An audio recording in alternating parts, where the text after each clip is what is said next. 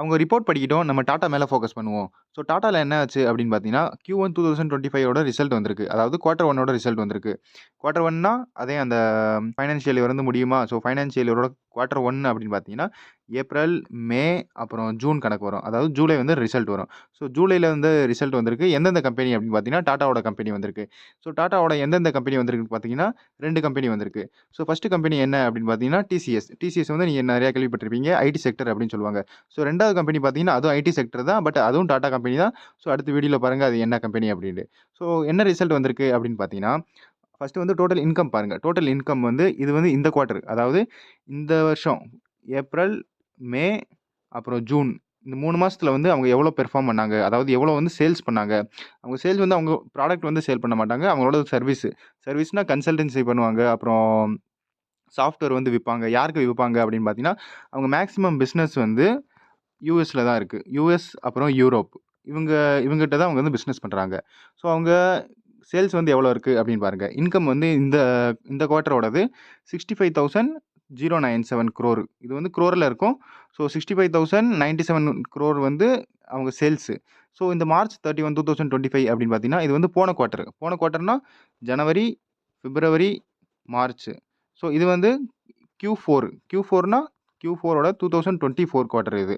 So இந்த June 30, 2024 இருக்கு பார்த்தீங்களா? இது வந்து Q1 2024. அதாவது போன வருஷம் ஏப்ரல், மே, ஜூனோட இது குவார்ட்டரு. ஸோ இது ஜூன் 30, 2025ங்கிறது Q1 2025. இந்த வருஷம் ஏப்ரல், மே, ஜூனோடது.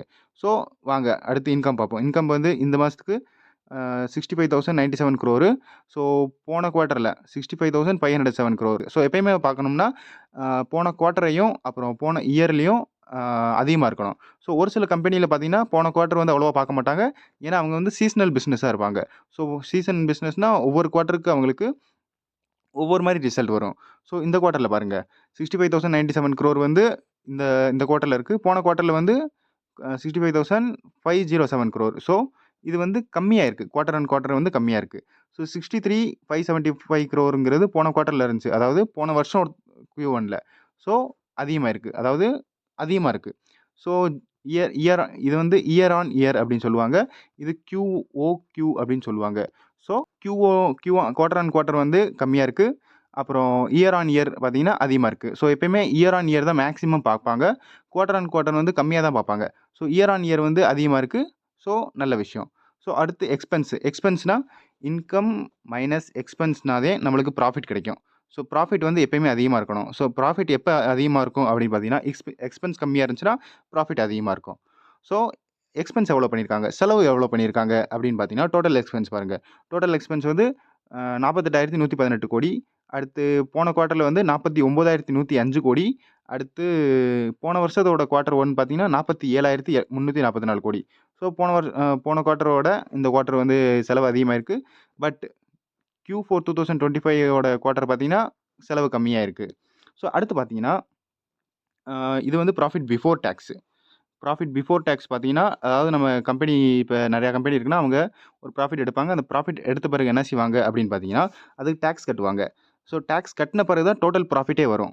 டாக்ஸ் வந்து யாருக்கு போகும்னா, ஆப்வியஸ்லி கவர்மெண்ட்டுக்கு தான் போகும். ஸோ என்ன ஆச்சு அப்படின்னு பாருங்க. டாக்ஸ்லாம் போன பிறகு டோட்டல் ப்ராஃபிட் எவ்வளோ அப்படின்னு பார்த்தீங்கன்னா, 12,819 crore. ஸோ எவ்வளோ இருக்கு? போன குவார்ட்டர விட அதிகமாயிருச்சு. எங்க இந்த எக்ஸ்பென்ஸ்லாம் கொஞ்சம் குறைச்சாங்க. அப்புறம் டாக்ஸ் வந்து ஒரு சில இதில குறையும். அது வந்து பெர்சன்டேஜ்க்கு ஏத்த மாரி வந்து டாக்ஸ் போடுவாங்க கவர்மெண்ட்டு. ஸோ போன குவார்ட்டர விட எக ப்ராஃபிட் வந்து அதிகமா இருக்கு. அதே மாரி பார்த்தீங்கன்னா, போன இயர் குவார்ட்டர விட அதிகமா தான் இருக்கு. ஸோ ஸ்லைட் ஜம்பா தான் இருக்கு. ஸோ ஏன் அப்படின்னு பார்த்தீங்கன்னா, ட்ரம்ப்பால தான். ட்ரம்ப் அன்சர்டனிட்டி வந்து கிரியேட் பண்ணி வச்சிருக்காரு. அதாவது பிசினஸ வந்து இப்போதைக்கு பண்ண விடல. எல்லாம் குழப்பத்துல இருக்காங்க. எந்த கண்ட்ரிக்கு எவ்வளோ டாக்ஸ் விழுகும் அப்படிங்கிறதுனால. ஸோ அடுத்து பார்ப்போம். இது வந்து நியூஸோட எஸ்டிமேட். ஸோ எஸ்டிமேட் அப்படின்னு ஒண்ணு இருக்கும். எஸ்டிமேட்னா ஒரு எக்ஸ்பெக்டேஷன் பண்ணுவாங்க. இவ்வளோ ரெவென்யூ இருக்கணும், இவ்வளோ ப்ராஃபிட் இருக்கணும் அப்படின்ட்டு. ஸோ எல்லாமே அதாவது ரெவென்யூ வந்து அவங்க பீட் பண்ணிட்டாங்க. பீட் பண்ணிட்டாங்கன்னா, அவங்க எக்ஸ்பெக்ட் பண்ணது எக்ஸ்பெக்ட் பண்ணதோட அதிகமாயிருச்சுன்னா, ஷேர் வந்து நல்லா பறக்கும் நாளைக்கு. அதே மாரி ப்ராஃபிட் அதிகமாயிருந்துச்சு. பீட் பண்ண அதாவது அந்த எஸ்டிமேட் எக்ஸ்பெக்ட் பண்ணத விட ப்ராஃபிட் வந்து அதிகமா இருந்துச்சுன்னா, அதே மாரி ஷேர் வந்து பறக்கும். ஸோ மிக்ஸ் ஆயிருந்துச்சுன்னா, அது ஒண்ணும் சொல்ல முடியாது. நாளைக்கு என்ன நடக்கும் அப்டின்ட்டு. ஸோ 2மே அதிகமா இருந்துச்சுன்னா, நாளைக்கு ஷேர் வந்து பறக்கும். ஸோ இப்ப என்ன ஆச்சு அப்டின்னு பார்த்தீங்கன்னா, ரெவென்யூ வந்து பிலோ எஸ்டிமேட். எஸ்டிமேட்டோட பிலோ கம்மியா இருக்கு. எது? இந்த சேல்ஸ். எஸ்டிமேட் பண்ணதோட, அதாவது எக்ஸ்பெக்டேஷன் பண்ணத விட கம்மியா இருக்கு. அதே மாரி பார்த்தீங்கன்னா, எஸ்டிமேட் ஆஸ் மேக்ரோ அன்சர்டினிட்டி பெர்சிஸ்ட்ஸ். அதாவது அந்த ட்ரம்ப்பால வந்து இப்ப பிசினஸ் பண்ண முடியல அப்படின்னு சொல்றாங்க. அது டைரக்ட்டா யாரும் சொல்ல மாட்டாங்க ட்ரம்ப்பால அப்படின்னு. அத வந்து சின்னதா அன்சர்டினிட்டி அப்படின்னு முடிச்சுருவாங்க. ஸோ ப்ராஃபிட் பார்த்தீங்கன்னா, எக்ஸ்பெக்டேஷன் வந்து பீட் பண்ணியிருக்கு. ப்ராஃபிட் வந்து பீட் பண்ணியிருக்கு. பட் ரெவென்யூ வந்து டவுன் ஆயிருக்கு. அதே மாரி ரெவென்யூ டவுன் ஆயிருக்கு. அன்சர்டினிட்டி அப்படின்னு ஒண்ணு இருக்கு. ஸோ நாளைக்கு நீங்க ஃபோக்கஸ் பண்ண வேண்டியது என்ன அப்படின்னு பார்த்தீங்கன்னா, TCS, Infosys, HCL tech, Wipro, LTM Mindtree, அப்புறம் டெக் மஹிந்திரா இது எல்லாமே பார்த்தீங்கன்னா நிஃப்டி 50 கம்பெனி. நிஃப்டி 50ல இருக்கிறது டாப் 50 கம்பெனியில இருக்கிறது தான் இந்தியாவோடது. ஸோ நாளைக்கு பார்த்தீங்கன்னா, ஐடி செக்டர் வந்து கண்டிப்பா விழுகும். ஏன் விழுகும் அப்படின்னு பார்த்தீங்கன்னா, கடைசியா பாருங்க வீடியோவுல. ஸோ அடுத்து டாடா எல்எக்ஸியோட குவார்ட்டர்லி ரிசல்ட்ட பார்ப்போம். ஸோ இதில ரிசல்ட் பார்த்தீங்கன்னா, ஃபர்ஸ்ட்டு அதே மாரி தான். எல்லாமே அப்படியே தான் இருக்கும்.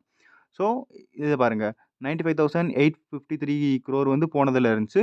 95,140 crore. இந்த இதில பார்த்தீங்கன்னா, 9356 crore. ஸோ குவார்ட்டர் ஆன் குவார்ட்டரும் கம்மியா இருக்கு. இயர் ஆன் இயரும் கம்மியா தான் இருக்கு. ஸோ இங்க ஒரு நெகட்டிவ். அடுத்து எக்ஸ்பென்ஸ் வந்து அவ்வளவா பார்க்க மாட்டாங்க. பட் சும்மா எக்ஸாக்ட்டா பார்த்துக்குருவோம். ஸோ எக்ஸ்பென்ஸ் வந்து 70,000 கோடி. இங்க 72,995 கோடி. இங்க 73,000. ஸோ எக்ஸ்பென்ஸ் கூடியிருக்கு. இங்கேயும் எக்ஸ்பென்ஸ் கூடியிருக்கு. ஸோ ஆப்வியஸ்லி ப்ராஃபிட்டும் கம்மியா தான் இருக்க போகுது. ஸோ ஆப்வியஸ்லி ப்ராஃபிட் கம்மியா இருக்கும்னா, நெகட்டிவ் ப்ராஃபிட் இருக்காது.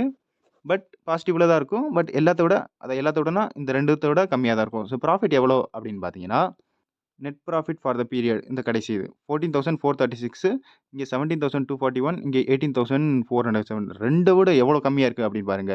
ஸோ டாடா எல்எக்ஸி நாளைக்கு நெகட்டிவ்.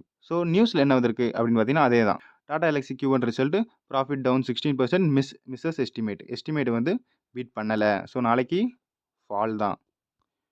ஸோ இது வந்து டாடா எல்எக்ஸி பார்த்தீங்கன்னா, இது ஒரு ஐடி செக்டர் கம்பெனி தான். பட் இது வந்து மிட் கேப்ல வரும். ஸோ மிட் கேப்ல டாடா எல்எக்ஸி வருது. ஸோ மிட் கேப் ஐடி செக்டர்லயும் நெறைய ஐடி செக்டர் இருக்கும். ஸோ அது வந்து நம்ம பார்த்தோம்னா, அது லார்ஜ் கேப் நிஃப்டி 50 கம்பெனி. இது பார்த்தீங்கன்னா, Persistent System, Oracle Finance Service, Coforge, Mphasis, Hexaware Technology, L and T Technology Services. So இதெல்லாம் பார்த்தீங்கன்னா, இது வந்து mid cap sector. Mid cap செக்டரோட ஐடி கம்பெனிஸ். ஸோ இப்ப வந்து என்ன ஆச்சு அப்படின்னு பார்த்தீங்கன்னா, டிசிஎஸ், அப்புறம் டாடா எல்எக்ஸி இதோட வந்து ரிசல்ட் வந்திருக்கு. ஸோ இந்த ரிசல்ட் வந்தனால மத்த கம்பெனிக்கும் நாளைக்கு அடி விழுகும். அதாவது இந்த கம்பெனியும் அதே மாரி இன்ஃபோசிஸ், விப்ரோ இந்த மாரி டெக் மஹிந்திரா கொஞ்சம் பெரிய பெரிய கம்பெனி எல்லாமே அடி விழுகும் நாளைக்கு. ஏன் அப்படின்னு பார்த்தீங்கன்னா, ஐடி கம்பெனியோட ரிசல்ட் வந்து நல்லா வரல. ஸோ அடுத்து பார்த்தீங்கன்னா, இது வந்து இன்ஃபோசிஸோட ஷேர். இன்ஃபோசிஸோட ஷேர் எங்க அப்படின்னு பார்த்தீங்கன்னா, அமெரிக்கால நியூயார்க் ஸ்டாக் எக்ஸ்சேஞ்சில வந்து இது லிஸ்ட் ஆயிருக்கு. இன்ஃபோசிஸ் கம்பெனி என்ன பண்ணியிருக்காங்கன்னா, அவங்களோட ஷேர வந்து அமெரிக்காலயும் லிஸ்ட் பண்ணியிருக்காங்க. ஸோ அமெரிக்கால பார்த்தீங்கன்னா, 3.37% வந்து டவுன் ஆயிருக்கு.